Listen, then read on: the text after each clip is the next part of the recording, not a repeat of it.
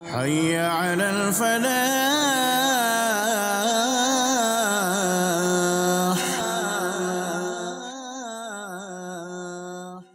الحمد للہ رب العالمین والصلاة والسلام علی سید المرسلین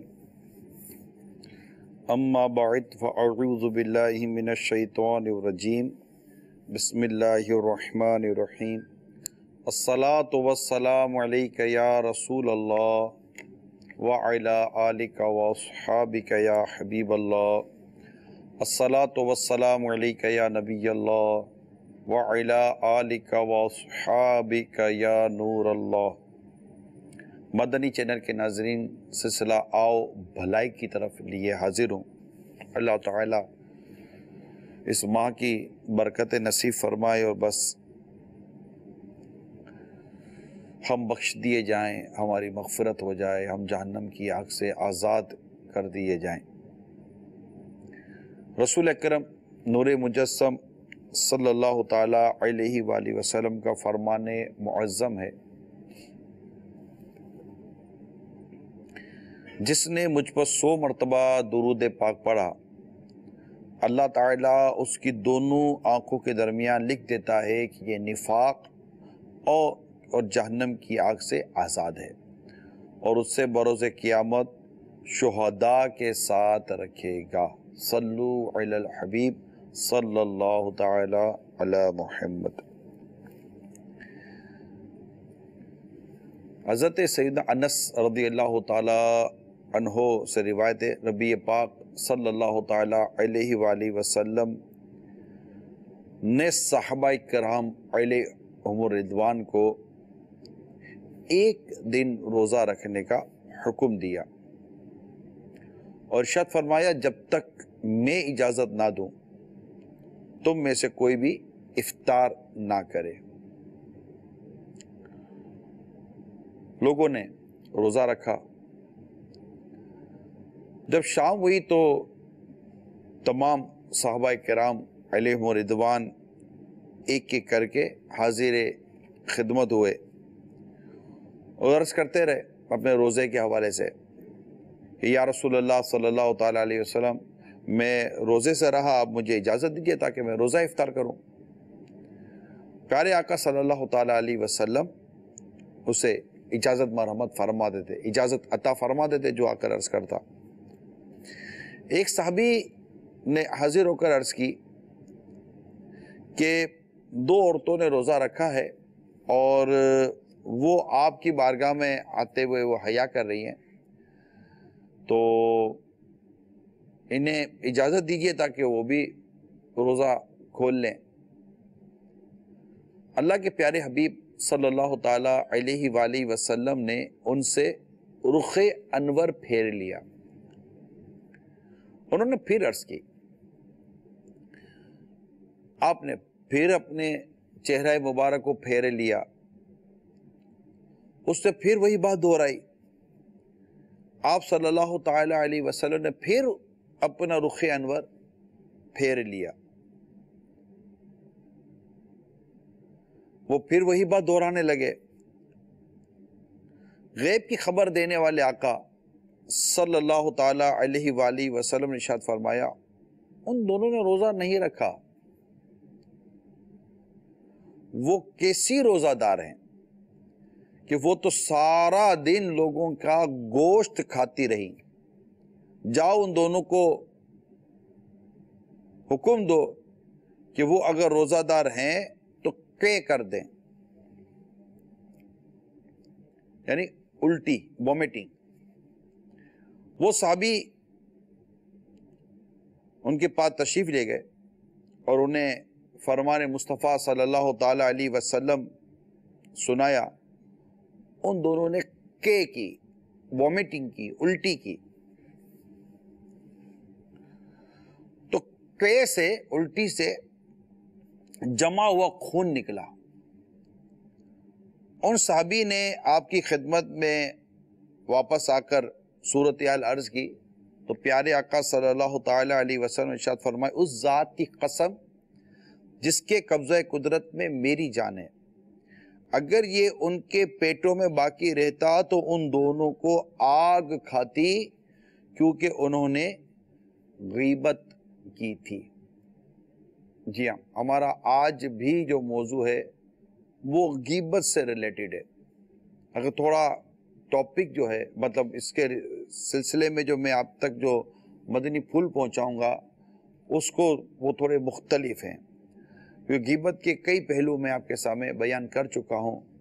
آج ایک یہ بھی پہلو آپ کے سامنے رکھنا چاہ رہا ہوں کہ پہلے تو یہ پتہ چلے کہ روزے کی حالت میں جو غیبتیں ہو رہی ہوتی ہیں ہمارے یہاں، اس کا نتیجہ کیا نکل سکتا ہے۔ اچھا، ایک اور روایت میں ہے کہ سرکار صلی اللہ تعالیٰ علیہ وسلم نے ان صحابی سے منہ پھیرا تو وہ سامنے آئے اور عرض کی، آقا وہ دونوں پیاس کی شدت سے مرنے کے قریب ہیں۔ سرکار صلی اللہ تعالیٰ علیہ وسلم نے حکم فرمایا ان دونوں کو میرے پاس لاؤ۔ وہ دونوں حاضر ہوئیں تو سرکار علی وقار صلی اللہ تعالیٰ علیہ وسلم نے ایک پیالہ منگوایا اور ان میں سے ایک کو حکم فرمایا اس میں کے کرو۔ اس نے خون، پیپ اور گوشت کی کے کی، یعنی باہر جو اس کے وومیٹنگ سے جو نکلا خون، پیپ اور گوشت نکلا، حتیٰ کہ آدھا پیالہ بھر گیا۔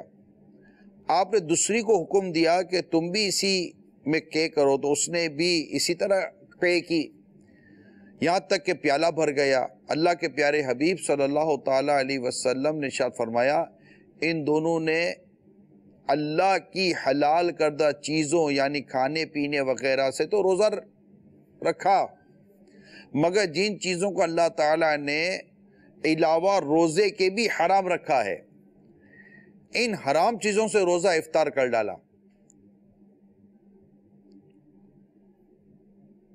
ہوا یوں کہ ایک لڑکی دوسری لڑکی کے پاس بیٹھ گئی اور دونوں مل کر لوگوں کا گوشت کھانے یعنی غیبت کرنے لگی۔ تو یہ پوری روایت جو میرے سامنے ہے وہ میں نے آپ کو بیان کی ہے۔ تو ایک جو دوسری روایت ہے اس کا ایک حصہ بیان کیا، ایک میں نے اس کی پہلی روایت بیان کی۔ بڑا واضح ہے کہ یہ جو غیبت کی گئی ہے روزوں میں، یعنی جو چیز روزے کے علاوہ بھی حرام ہے، غیبت حرام، جہنم میں لے جانے والا کام ہے، اسے روزے میں بھی کیا جا رہا ہے۔ اور پھر آپ سوچئے کہ نبی پاک صلی اللہ تعالیٰ علیہ وسلم کا یہ ایمان افروز ارشاد کہ ان دونوں نے اللہ کی حلال کردہ چیزوں یعنی کھانے پینے وغیرہ کو تو روزہ رکھا، مگر جن چیزوں کو اللہ نے علاوہ روزے کی بھی حرام رکھا ہے، ان حرام چیزوں سے روزہ افطار کر ڈالا۔ ہم اگر آج کے دن کا ہی جائزہ لے لیں، آپ گھروں پہ بیٹھے ہوئے ہیں، آپ دفتر پہ گئے ہوں گے، آپ بازار گئے ہوں گے، آپ مارکیٹوں میں گئے ہوں گے، آپ ادھر گئے ہوں گے، ادھر گئے ہوں گے، آپ سوچئے کہ آج کتنی غیبتیں ہوئی۔ جی غیبت ہو جاتی ہے، یعنی بعض اوقات تو آدمی دکاندار سے کچھ خرید ورید کر لاتا ہے نا تو بھی غیبت کر ڈالتا ہے۔ جی ہاں، بس اتنی غیبت ٹھا کر رہ جاتی ہے کہ پتہ نہیں، کچھ سمجھ نہیں آتی کہ اس سے ہم اپنے آپ کو بچائیں کیسے۔ البتہ اس حدیث سے علم غیب مصطفیٰ صلی اللہ تعالیٰ علیہ وسلم کا بھی پتہ چلا کہ نبی پاک صلی اللہ تعالیٰ علیہ وآلہ وسلم کو یہ غیب کی خبر تھی کہ انہوں نے یہ کام کیا ہے۔ تو یہ میرے میٹھے اور پیارے اسلامی بھائیوں، خدا را اپنے آپ کو ہم غیبت سے بچائیں۔ جیسے میں نے کہا کہ ہم بازار میں خریدنے جاتے ہیں، کوئی چیز لے کر آتے ہیں، جیسے گھر آتے ہیں تو ہو سکتا ہے کہ گھر آ کر بھی ہم دکانداروں کی بھی غیبت کر رہے ہیں جس سے ہم نے مال خریدا ہے۔ میں آپ کو ایک واقعہ سناتا ہوں۔ ایک نیک شخص نے اپنی بیوی کے لیے روئی خریدی، کاٹن۔ جب گھر پہنچا تو وہ کہنے لگی کہ روئی بیچنے والوں نے آپ کے ساتھ خیانت یعنی ٹھگ بازی کی ہے۔ اس شخص نے عورت کو فوراً طلاق دے دی۔ اس آدمی سے جب اس کا سبب پوچھا تو اس نے بتایا کہ میں غیرت مند انسان ہوں، مجھے خدشہ لاحق ہوا کہ بروز قیامت اگر روئی بیچنے والے اس غیبت تہمت کی وجہ سے اس سے اپنے حق کے طلبگار ہوئے تو کہیں اہل محشر یہ نہ کہیں کہ دیکھو فلاں کی بیوی سے روئی بیچنے والا اپنے حق مانگ رہا ہے، اس لیے میں نے اس کو چھوڑ دیا۔ تو یہ ایک بزرگوں کا ایک اپنا انداز تھا. البتہ کہنے کا مقصد یہ ہے کہ ہم غیبت کی تباہ کاریوں کو سمجھیں. ہم لوگوں کی برائی کیوں کرتے ہیں اس کو محسوس کریں. اور بعض اوقات برائی کرتے وقت کوئی نیت نہیں ہوتی. میں انشاءاللہ آج آپ کے سامنے رکھوں گا کہ غیبت کی جائز صورت کیا ہے, کہ غیبت کب جائز ہے. پھر یہ بھی ایک ٹاپک ہے ہمارا کہ وہ کون سی چیزیں جو ہمیں غیبت پر ابھارتی ہیں, یعنی غیبت کرنے پر ہمیں مجبور کر دیتی ہیں کہ ہم غیبت کریں معاذ اللہ, صبح معاذ اللہ. تو یہ چیزیں ہمیں سمجھنے کی ضرورت ہے. تو وہ لوگ عموماً سامان خرید کر بھی آتے ہیں نا, تو تاجر کمیونٹی کا بھی یہ غیبت کرنے سے چکتے نہیں ہیں. ٹھگ لیا, جیسے مثال کے طور پر فور ایگزامپل آپ کوئی چیز خرید کر آئے اور اس نے سامنے رکھا گھر میں, جیسے کوئی اب جیسے آج افطار تھی, کوئی فروٹ خرید کر لے آئے آپ اور گھر میں رکھا تو کہا آپ کو ٹھگ لیا, دکاندار نے ٹھگ لیا. دکاندار نے ٹھگا یہ ضروری ہے, تو مال دکھا کر ہی لیا اس نے. اور بعض اوقات ہوتا ہے کہ ہم خود بھی ڈیڑھ ہوشیاریاں کرتے ہیں معذرت کے ساتھ. ہماری پتہ ڈیڑھ ہوشیاری کیا ہوتی ہے؟ ہماری ڈیڑھ ہوشیاری یہ ہوتی ہے, ہم جا کر رہے تھا سیب اٹھائیں گے, آم اٹھائیں گے اور وہ خربوزہ تو یہ سب اٹھائیں گے, ایسا سونگیں گے, چیک کریں گے, تو ہم اس کو یہ شو کر رہے ہوتے ہیں کہ جیسے کہ میں بڑا ماہر آدمی ہوں, میرے تو باپ دادا سارا فروٹ کا تو کاروبار کرتے تھے. وہ تو فروٹ چیک کرے گا, فروٹ والا بول رہا گا چل بھائی لے لے, یہ ڈال دو, یہ ڈال دو, یہ ڈال دو. اچھا بعض فروٹ والے سمجھدار ہوتے ہیں, کہتے ہیں ٹھیک ہے آپ لے لیں. اگر فروٹ والا جھوٹ بولے گا, اگر وہ بددیانتی خیانت کرتا ہے, ایک الگ بات ہے. لیکن جنرلی طور پر یہ بھی ایسا بھی دیکھا ہے, میں نے بھی دیکھا ہے. تو یہ چیزیں بعض اوقات آدمی کو پھنسوا بھی دیتی ہیں. خیر اب وہ لے آیا, تو ضروری تو نہیں ہے نا کہ دکاندار نے, فروٹ والے نے یا کسی اس طرح کی چیز والے نے آپ کو ٹھگ لیا ہو, آپ کو دھوکہ دیا ہو, آپ سے فراڈ کیا ہو. ضروری تو نہیں ہے, دیکھیں ضروری نہیں ہے, ٹھیک ہے. اب گھر پر آ کر رکھ دیا, کہا لے دکاندار نے آپ کو ٹھگ لیا. اب یہ بتائیے دکاندار پر یہ غیبت ہوئی, تہمت ہوئی, بہتان ہوا, کیا ہوا؟ تو یہ چیزیں غور کیجئے, کیونکہ بعضوں کا اب دیکھیں اس کو اگر پتہ چلے کہ آپ نے اس کے بارے میں یہ بات کی تو اس کو اچھا لگے گا کہ برا لگے گا. تو اس طرح کی اور مثالیں بھی ہوتی ہیں. اسی طرح گھر پہ بیٹھے بیٹھے آدمی بات کرے, اس کی دکان پہ جاتے ہیں, نہیں یار اس کی دکان پہ نہیں ہے یار, ایک تو بات کرنے کی تمیز نہیں ہے اس کو, اور پھر جو دیکھو مہنگا بیچتا ہے, کاٹتا ہے. کینچی رکھی ہوئی ہے, کینچی, ایک تو کپڑا کاٹے کی کینچی رکھی ہے, ایک اپنے کو کاٹنے کی کینچی رکھی ہوئی ہے. اب بیٹھ کر اس کی جی بھر کر قیمتیں کریں گے.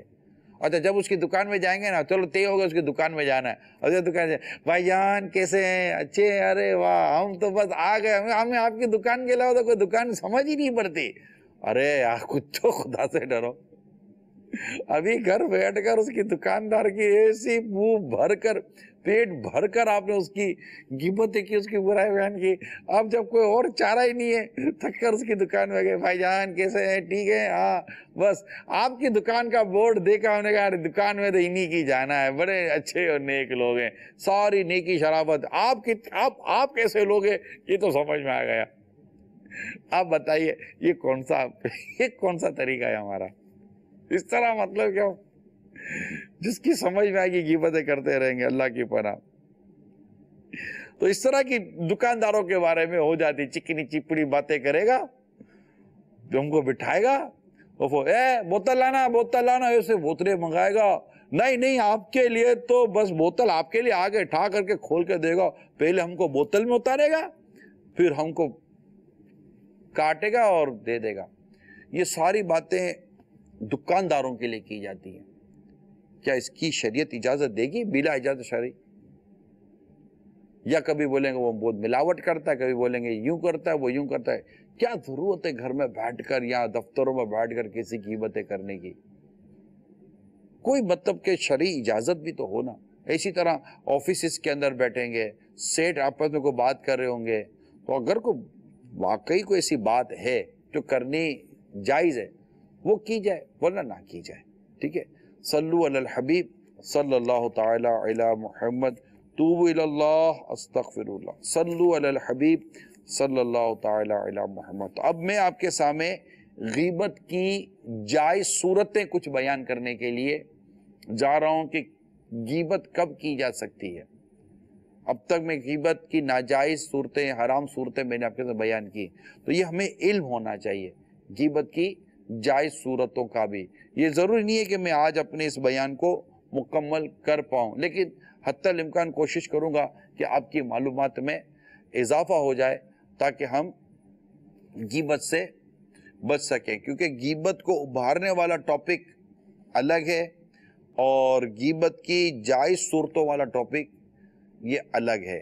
غیبت اور ابھارتی تو کئی چیزیں ہیں، بدگمانی، غلط فہمی بھی غیبت پر ابھارتی ہے، غصہ تو بہت غیبت پر ابھارتا ہے نا۔ یعنی میں نے جب غیبت کو، یعنی وہ کون سی چیزیں جب بندہ غیبت کر جاتا ہے، یعنی اچھا خاصا واقعی غیبت کو سمجھنے والا شخص بھی اب جب غصے میں آتا ہے نا، اللہ اللہ، یا اس کو کوئی مطلب چوٹ لگ جائے، اس کو کوئی ایسی ٹھیس پہنچے، اب وہ پھٹ پڑتا ہے نا، اسی لاتا ہے بھی اس کے بارے میں۔ تو یوں ہوتا ہے۔ تو غیبت پر ابھارنے والی چیزیں جو ہمیں غیبت کروا دیتی ہیں، اس کا بیان بھی کتاب غیبت کی تباہ کاریوں میں لکھا ہوا ہے۔ آئیے پہلے کچھ کالز لے لیتا ہوں میں آپ کی، انشاءاللہ پھر غیبت کی جائز صورتیں بھی بیان کرنے کی کوشش کروں گا انشاءاللہ۔ السلام علیکم ورحمۃ اللہ وبرکاتہ۔ وعلیکم السلام ورحمۃ اللہ وبرکاتہ۔ میرا نام محمد زیب اتاری ہے، میں باب المدینہ کراچی سے بول رہا ہوں۔ نگران شورا، میرا آپ سے یہ سوال ہے کہ غیبت کی تعریف بتا دیجیے۔ غیبت کی تعریف پہلے بھی میں نے عرض کی تھی، کسی کی چھپی ہوئی برائی، پوشیدہ عیب، برائی کی نیت سے بیان کرنا، کسی کا پوشیدہ عیب اس کے پیٹھ پیچھے اس کی برائی کی نیت سے بیان کرنا، یہ غیبت ہے۔ یہ ایک بڑی شارٹ اس کی ڈیفینیشن اور تعریف ہے، اور اگر آپ ڈیٹیل پڑھیں گے تو انشاءاللہ اس کی 3 ڈیٹیل ملے گی۔ یعنی ڈیٹیل پڑھنا بہت ضروری ہے نا، جسم میں غیبت، تو مال میں غیبت، تو کپڑوں میں غیبت، تو اشارے سے غیبت، اس کے دین کے معاملے میں، دنیاوی معاملے میں، اخلاق کے معاملے میں، کاروبار کے معاملے میں، گھر بار کے معاملے میں، ہر معاملے میں کہاں کہاں غیبت ہے، اور اس کی کسی کسی مختصر سی مثالیں بھی لکھی ہوئی ہیں غیبت کی تباہ کاریاں کتاب میں۔ جی کال دیں۔ السلام علیکم ورحمۃ اللہ وبرکاتہ۔ وعلیکم السلام ورحمۃ اللہ وبرکاتہ۔ حی علی الفلاح، او بھلائی کی طرف سلسلہ مرحبا۔ عمران بھائی، مختلف اس سلسلے میں آپ نے غیبت کے اوپر بہت خصوصی سے کنسنٹریٹ کیا ہے اس موضوع کو۔ ایک تو اس کی ریزن یعنی کیا ہے، اور دوسرا یہ عرض کرنی تھی کہ آپ نے غیبت سے بچنے میں بہترین کون سا پریکٹیکل پایا ہے کہ جس کے کرنے سے آپ خود بھی بچے، آپ نے اپنے گھر والوں کو بھی بچایا، اور ابھی تک اس پر آپ پابندی سے کاربند ہیں اور اس کی برکتیں حاصل کر رہے ہیں؟ کیونکہ یہاں پر تو گھروں میں، دکانوں میں یا رشتہ داروں میں وہ حال ہے کہ یعنی پتہ نہیں، پہلی بات یہ ہے کہ رمضان کی چلیں حیا ہو، لوگ تو روزے نہیں رکھ رہے، جو روزے نہیں رکھ رہے وہ کیا کر سکتا ہے؟ ایک تو بندہ جو روزہ رکھ کر کچھ احساس کر لے۔ تو آپ نے کس چیز کو بہترین پریکٹیکل پایا کہ اس سے غیبت کے علاوہ بھی کئی چیزوں سے بچا جا سکتا ہے؟ اللہ تعالی آپ کے علم و عمل میں برکت عطا فرمائے، اور آپ کے توسل سے ہمیں بھی احساس سے ذمہ داری کی توفیق عطا فرمائے۔ السلام علیکم ورحمۃ اللہ۔ وعلیکم السلام ورحمۃ اللہ وبرکاتہ۔ غیبت سے بچنے کی بعض صورتیں جو ابھی آپ ارشاد فرما رہے ہیں، ایک تو یہ کہ میں نے اس کو موضوع کو اتنا کیوں لیا ہے۔ یہ موضوع ہے ایسا کہ جس طرح کھانا کھاتے ہیں، پانی پیتے ہیں، سوتے ہیں، کپڑے پہنتے ہیں، جیسے ہم عادی ہیں نا، اس طرح بدقسمتی کی طرح معاشرہ غیبت کا عادی ہے۔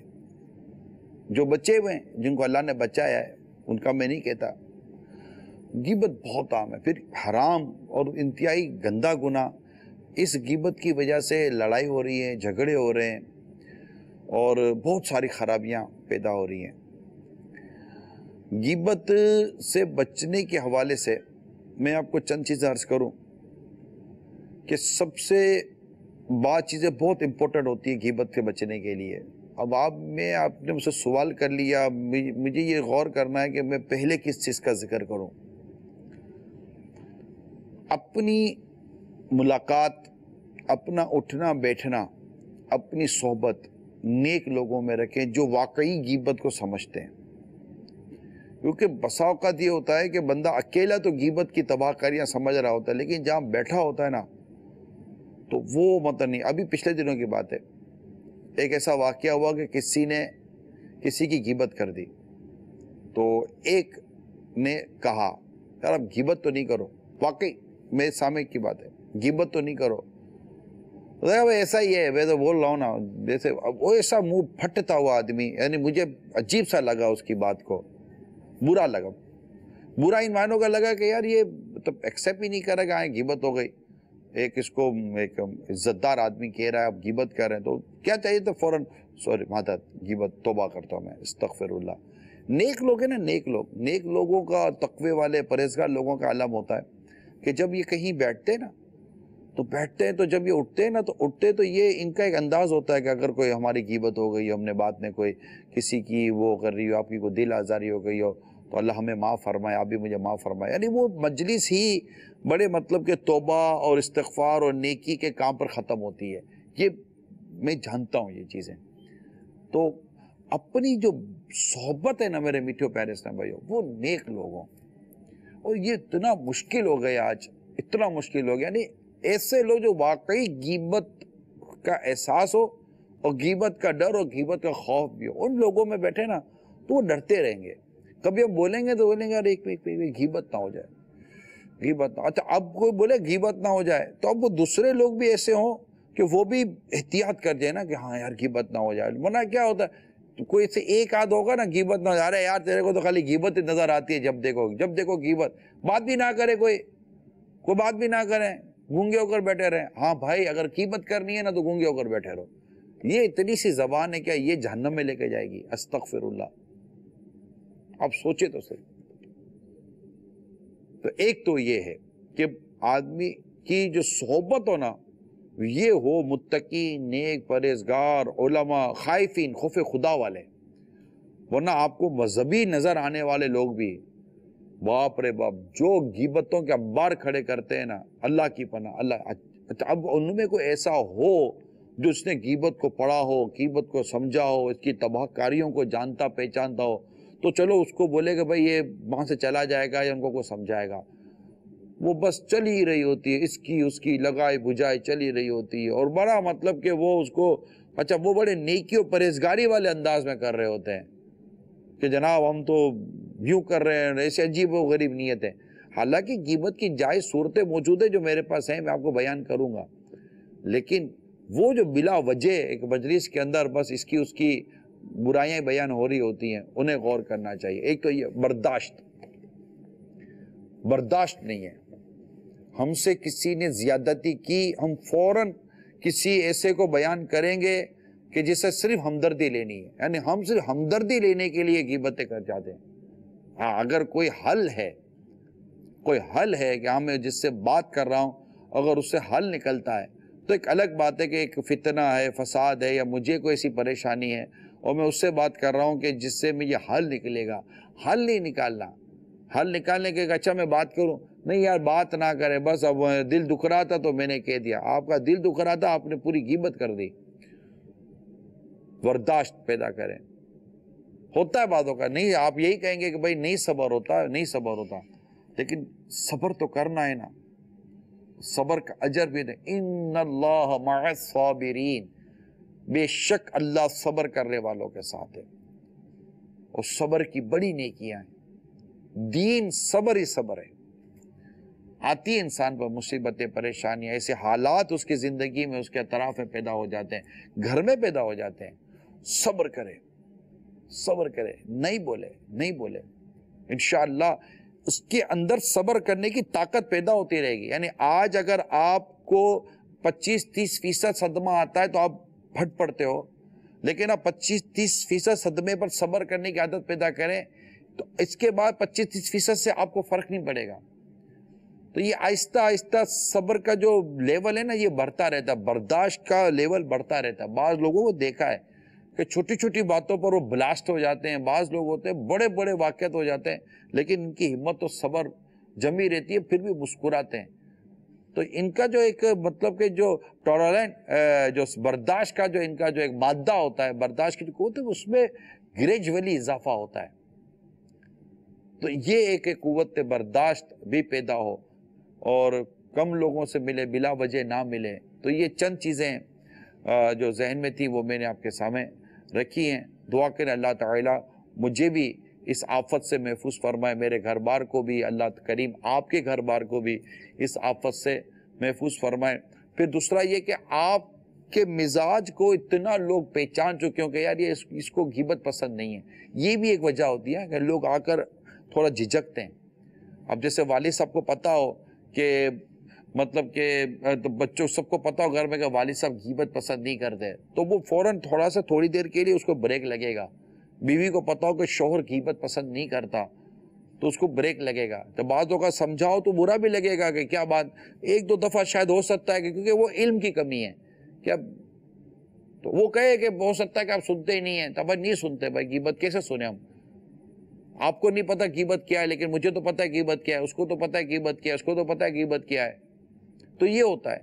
تو غیبت کے حوالے سے جب یہ ہماری مینٹلٹی کریٹ ہو جائے گی, خود ہم پرسنلی طور پر غیبت سے بچنے والے بن جائیں, پرسنلی طور پر, ذاتی طور پر, اور اس کو سنجیدہ لیں, انشاءاللہ تعالیٰ آپ کے اطراف میں غیبت سے بچنے کا ماحول بن جائے گا. یہ بھی میں آپ کو بہت جو امیل سنت کی الحمدللہ صحبت میسر آتی ہے, اللہ کی رحمت ہے, وہاں مطلب ذہن بنا ہوا ہوتا ہے کہ یہاں غیبت اور اس طرح کی چیزوں کی گنجائش ہے نہیں, اور بڑا توبہ والا, استغفار والا اور بڑا خوف خدا والا ماحول وہاں ملتا ہے. تو یہ چند ایک چیزیں ہاتھوں ہاتھ ذہن میں آئی ہیں تو میں نے آپ کو عرض کر دی. کال دیں. السلام علیکم ورحمۃ اللہ وبرکاتہ. وعلیکم السلام ورحمۃ اللہ وبرکاتہ.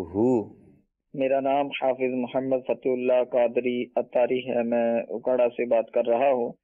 مدنی چینل کا یہ سلسلہ جو آؤ بھلائی کی طرف, اس کا موضوع آج غیبت رکھا گیا ہے. میں نے پہلے بھی ایک سلسلے کے اندر نگران شورا سے عرض کیا تھا کہ اس کے بارے میں وضاحت فرمائیں. جو لوگ اللہ کے نبی کی یا اللہ کے ولی کی یا کسی صحابی رسول کی غیبت کرتے ہیں یا کسی عالم دین کی یا حافظ قرآن کی, تو اس طرح کے لوگوں, نیک لوگوں کی غیبت کرنا کیسا ہے, اور اس کے بارے میں مزید جواب ارشاد فرمائیں. اور مدنی چینل کے ناظرین سے التجا ہے کہ دعوت اسلامی کے لیے فطرے وغیرہ کی ترغیب بنائیں. تباہی ہے تباہی. جو صحابہ کرام علیہ رضوان کے بارے میں غلط بیانی کرتا ہے, زبان درازی کرتا ہے, تباہی ہے, اس کی تباہی ہے, بہت بڑی تباہی ہے. وہ اپنے ایمان کی خیر منائے, اور اللہ کے نیک بندوں کے ساتھ اس طرح کا کام کرنا, مطلب اس طرح کی باتیں کرنا, معاذ اللہ, مطلب جو اللہ تعالیٰ کے ولی سے اس طرح کی چیزیں کرے تو اللہ تعالیٰ اسے اعلان جنگ فرماتا ہے نا, وہ اس طرح کی روایت حدیث قدسی ہے. تو اللہ کے نیک بندوں کا ذکر تو اچھی طرح ہی کرنا چاہیے, اور صحابہ کرام کا ذکر سوائے خیر کے صحابی کا ذکر کرنا ہی نہیں چاہیے. صحابی کا جہاں بات آئے, صحابی کی جب بات آئے, خیر, بس خیر ہی کی بات کرے بندہ صحابی کے, کیونکہ وہ سرکار صلی اللہ تعالیٰ علیہ وسلم کے صحابی ہیں. ان کے فضائل سرکار صلی اللہ تعالیٰ علیہ وسلم نے بیان کیے ہیں. قرآن کریم صحابہ کرام کے فضائل بیان کرتا ہے, ان کے جنتی ہونے کی بشارتیں ملتی ہیں, بہت ان کا مقام ہوتا ہے. اسی طرح دیگر اولیاء کرام, دیگر بزرگان دین, ان کا جب تذکرہ ہو تو آدمی نیکی اور پرہیزگاری کے ساتھ اور بڑے حیا کے دائرے میں رہ کر اور ان کی نیکی اور پرہیزگاری کے ساتھ تذکرہ کرے. یعنی ویسے بھی جرنلی بھی ایک عام لوگوں کی میں بات کر رہا ہوں, عام لوگ جو اتنے دین کے قریب نہیں ہوتے, اگر وہ بھی سن رہے تو وہ بھی میری بات کی تائید کریں گے کہ گھر میں, خاندان میں بھی اگر کوئی دنیا سے رخصت ہو جاتا ہے نا تو اس کی کوئی برائی کرتے ہیں نا, تو گھر میں نارملی طور پر بھی کہہ جائے, حالانکہ ایک ٹائم بھی نماز بھی نہیں پڑھتا ہوگا یہ بابا جو گھر میں جو یہ بڑی عمر کے ہیں, لیکن اتنی ان کو بھی سمجھ آتی ہے, اور یہ کہہ دیتے ہیں نہیں جو فوت ہو گئے, جو انتقال کر گئے, ان کی برائی نہیں کرو, جو دنیا چلے گئے ان کی برائی نہیں کرو. یہ عموماً کہتے ہیں, حالانکہ وہ اپنی زندگی میں برا ہوتا ہے, اور اس کے معاملات ہوتے ہیں، لیکن کہتے ہیں بس اب معاف کر دو، چھوڑو اب اس کی برائی نہیں کرو، اس کی برائی اچھی باتیں کرو اس کے بارے میں۔ یہ آپ نے بھی سنا ہوگا، ایک عام آدمی جو اپنی زندگی میں نہ نماز پڑھتا تھا نہ پرہیزگار تھا، انتقال کے بعد جب اس کے لیے اس طرح کا انداز ہے تو ظاہر ہے کہ جو صحابہ کرام ان کا وصال با کمال ہوا اور جو دنیا سے رخصت ہو گئے، اللہ کے نیک بندے شہداء جن کی تعریف قرآن کریم میں فرمائی گئی کہ مطلب جو اللہ کی راہ میں قتل ہو جائے انہیں مردہ نہ کہو، وہ زندہ ہیں مگر تمہیں شعور نہیں۔ تو یہ انبیاء کرام کے بارے میں، صحابہ کرام کے بارے میں، اولیاء کرام کے بارے میں، نیک بزرگان دین کے بارے میں ہمیں ہمیشہ اچھے ہی کلام اور ہمارے بزرگوں سے، اکابرین سے بڑے خوبصورت ان کے شان میں باتیں لکھی ہوئی ہیں وہ بیان کریں تاکہ ہمارے ایمان کو اور مضبوطی نصیب ہو۔ ٹھیک ہے، صلو علی الحبیب صلی اللہ تعالی علی محمد۔ غیبت کی جو چند جائز صورتیں ہیں، امیر سنت مدظل العالی نے غیبت کی تباہ کاریاں کے پیج نمبر 238 پر باقاعدہ ہیڈنگ دی ہے۔ نمبر 1، بد مذہب کی بد عقیدگی کا بیان۔ نمبر 2، جس کی برائی سے نقصان پہنچنے کا خدشہ ہو تو دوسروں کو اس سے بچانے کے لیے با قدر ضرورت صرف اسی برائی کا تذکرہ۔ مثلا جو تاجر دھوکے سے ملاوٹ والا مال بیچتا ہو اس سے مسلمانوں کو بچانے کے لیے اس کے اس ناقص مال کی نشاندہی کرنا، اتنی سی یہ غیبت کی جائز صورت ہو گئی۔ فرمان مصطفیٰ صلی اللہ تعالی علیہ وسلم، کیا فاجر کے ذکر سے بچتے ہو؟ اس کو لوگ کب پہچانیں گے؟ فاجر کا ذکر اس چیز کے ساتھ کرو جو اس میں ہے تاکہ لوگ اس سے بچیں۔ یہ حدیث پاک یہاں نقل کی گئی ہے۔ ٹھیک ہے، مزید تیسری صورت یعنی کاروباری شراکت داری یا شادی وغیرہ کے لیے مشورہ مانگنے پر جس کے بارے میں مشورہ مانگا گیا ہے اس کے اگر ایسے عیوب معلوم ہے جس سے نقصان پہنچ سکتا ہے تو ضرورتاً صرف وہی عیب بتانا۔ اس کی میں نے تھوڑی سی وضاحتیں ایک ٹیلی فون کال سوال کے ضمن میں کی تھی، تو میرے ذہن بنا تھا کہ آپ کے سامنے جائز صورتیں بیان کرو، لیکن دیکھیں یہ صورتیں کنڈیشنل ہیں، شرائط کے ساتھ ہیں، حدود اور قیود کے ساتھ ہیں۔ بات سمجھ رہے ہیں؟ ایک باؤنڈری ہے، اس باؤنڈری سے نکلنے کی ہم گنجائش نہ کریں، مطلب ہم کوشش نہ کریں۔ اولاً تو بنیادی بات یہی ہے کہ آپ اور ہم کسی کا نیگیٹو تذکرہ نہ کریں۔ یہ سوال آیا تھا نا کہ بھائی غیبت سے بچنے کا اور کیا کوئی طریقہ؟ نیگیٹو تذکرہ کرنے سے بچیں، منفی تذکرہ کرنے سے بچیں۔ اگر منفی کسی کا تذکرہ کرنا ہی ہے تو پھر اس کی صورتیں میں آپ کے سامنے رکھ رہا ہوں کہ یہ طبقہ ہے اور یہ طبقہ کہ اس کنڈیشن کے تحت ان حدود میں رہ کر ان کے بارے میں بات کی جا سکتی ہے۔ ٹھیک ہے، ایک اور بات، قاضی یعنی پولیس سے انصاف کے حصول کے لیے فریاد کرتے وقت کہ فلاں نے چوری کی، ظلم کیا وغیرہ، یہ بھی ایک صورت ہمارے سامنے آئی ہے۔ اس کے پیچھے بات کریں گے، اس کے سامنے تو ہوتا نہیں ہے۔ نمبر 5، بڑی غور سے سمجھیے گا، جو اصلاح کر سکتا ہو اس سے صرف اصلاح کی نیت سے شکایت کی جا سکتی ہے۔ مثلا مرید کی پیر سے، کہ اگر کسی کی اصلاح کرنی ہے تو مرید کی پیر اصلاح کر سکتا ہے کہ اگر پیر سمجھائے تو ہو سکتا ہے کہ وہ سمجھ جائے۔ اسی طرح بیٹے کی والد سے، بیوی کی شوہر سے، رعایا کی بادشاہ سے، شاگرد کی استاد سے شکایت کی جا سکتی ہے جبکہ وہ اصلاح کر سکتا ہو۔ اتنا آپ کو پتا ہو، یعنی تجربے کی بات یہ بھی ہے کہ بسا اوقات باپ بھی اب بیٹی کی اصلاح نہیں کر سکتا۔ کئی والد ہوتے بیٹی کی اصلاح نہیں کر سکتے، بیٹا جان کو آ جائے گا، وہ کیا اصلاح کرے؟ وہ ڈر کے مارے بیچارہ باپ، بوڑھا باپ ہے، بیٹھا ہوا ہے، وہ بیٹے کچھ بولنے کے لیے جائے گا تو بیٹا بولے گا گیٹ آؤٹ. ایسے نافرمان اور بدتمیز اور بے شرم قسم کی اولاد ہے تو صحیح نا معاشرے میں، جن سے اس کے ماں باپ ڈرتے ہیں. جی ہاں، ماں باپ ڈرتے ہیں. یعنی وہ اولاد کی اصلاح نہیں کر سکتے. اولاد لڑتی ہے، جھگڑتی ہے. اب جب پتہ ہے کہ یہ والد یا اس کی والدہ اس کے بیٹے کی اصلاح نہیں کر سکتا، اب اس سے شکایت کرنا کیسا؟ وہ صدمہ ہوگا، وہ لے لے گا، تو وہ اصلاح نہیں کر سکیں گے. اسی طرح ہر کوئی بھلے بڑا ہو لیکن وہ اصلاح نہ کر سکے، ضروری نہیں ہے. تو آپ نے پہلے تو یہ جج کرنا ہے کہ آیا وہ اصلاح کر سکتا ہے یا نہیں. پھر اگر اصلاح کر سکتا ہے تو پھر اس کو وہ بات جو بھی بیان کی گئی اس کے حساب سے کی جائے. اسی طرح فتویٰ لینے کے لیے نام لے کر برائی بیان کر سکتا ہے، مگر بہتر یہ کہ مفتی سے بھی اشارتاً یعنی زید بکر عمر میں دریافت کرے کہ زید کہتا ہے، بکر کہتا ہے، نہ بتائیں، آئیڈینٹیفائی نہ کریں، جبکہ بہتر یہ لکھا گیا ہے. مفتی سے نام لے کر برائی بیان کر سکتا ہے، اس کو فتویٰ لینا ہے، شرعی مسئلہ پوچھنا ہے. مزید تفصیل ہے، کال لیتے ہیں.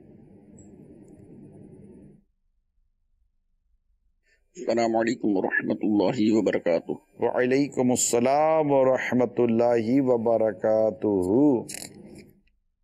ماشاء اللہ حاجی عمران بہت اچھا ٹاپک لے کر آئے ہیں.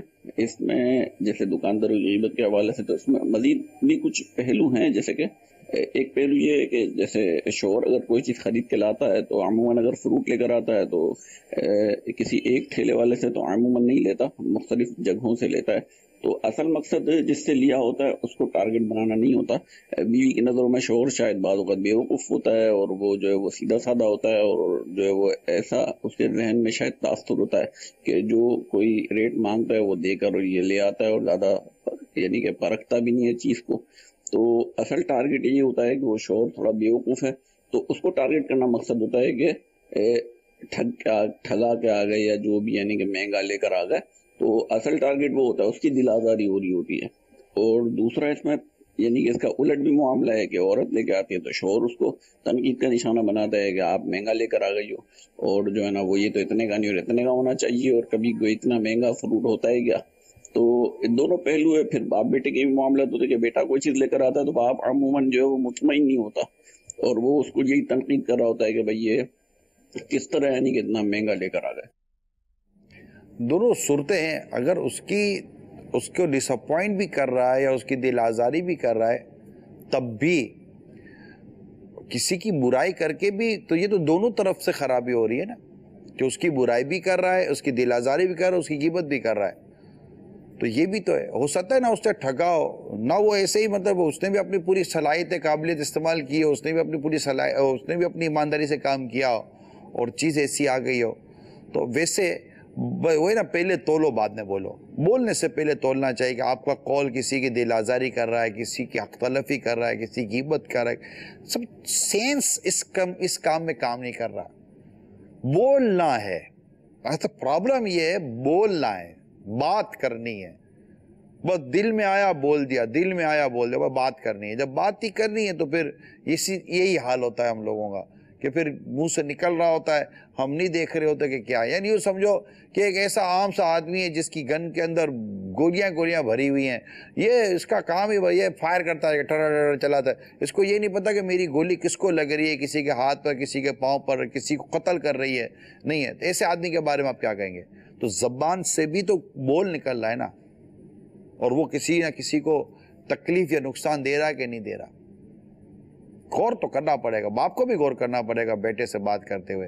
خالی اپنا ایسے خالی مطلب کہ جھوٹا تجربہ بھی ایسا مطلب کہ نہیں ہانکنا چاہیے. ہو سکتا ہے بیٹے نے باپ سے زیادہ سمجھداری والا کام کیا ہو، باپ آج تک ٹھگاتا آ رہا ہو، نہ بیٹے نے ہی سمجھایا ہو کہ ابو ایسا نہیں ایسا ہو. آپ چیز سستی لاتے رہے ہو لیکن ہر 2 مہینے کے بعد خراب. میں چیز لایا ہوں تھوڑی مہنگی تھی لیکن 4 سال ہو گئے اب تک وہ چل رہی ہے. تو باپ کو ماننا چاہیے. ہوتا بعضوں کا پتہ ہے کیا ہے، اولاد کی قدر جو ہے نا عموماً باہر ہو رہی ہوتی ہے، گھر میں نہیں ہو رہی ہوتی. ایسا نہ کریں، اپنی اولاد کو امپورٹنس دیں. بعض واقعی اللہ نے ایسے بیٹے اور ایسی اولاد یا ایسی بیٹیاں دی ہوئی ہوتی ہیں، بہت سمجھدار ہوتے ہیں، لوگ باہر ان سے فائدہ اٹھا رہے ہوتے ہیں، ان کے مشورے سے لوگ تعریف کرتے ہیں، یار سو انٹیلیجنٹ، بہت گہری نظر ہے اس کی، بڑا مطلب کہ وہ یوں ہیں۔ اور باپ جب بھی بات کرو، اب تیرے کو سمجھ نہ پڑے، آپ چپ رہو نا، آپ بچے ہو، بچہ بول کر یہ بول کر، اس سے پتہ گیپ بھی پیدا ہو رہے ہیں۔ اچھا بعض اوقات عورت بھی، گھر کی بیوی بھی اچھی بات کرتی ہے تو اس کی بات کو بھی سنجیدگی کے ساتھ لینا چاہیے، نہیں یار آپ نے بات اچھی کی تھی۔ اللہ کرے کہ یہ جو میں نے یہ جو 4 جملے عرض کیے نا ابھی، اس کو اللہ کرے کہ آپ سمجھ جائیں۔ اور بعض اوقات باپ واقعی تجربے کی بات کر رہا ہوتا ہے اور بیٹا فی زمانہ لوگوں کی باتیں سن کر سمجھتا ہے کہ نہیں۔ بعض اوقات تجربات بہت زیادہ کارآمد ہوتے ہیں، تو بیٹا بھی کتنی پڑھا لکھا دنیا دیکھا ہوا ہو، لیکن دیکھیں والد صاحب نے اگر بات کی تو کوئی تجربے کی ہوئی ہوگی، تو یوں اگر ایک دوسرے کے ساتھ ہو تو انشاءاللہ فائدہ ہوگا۔ حي على الفلاح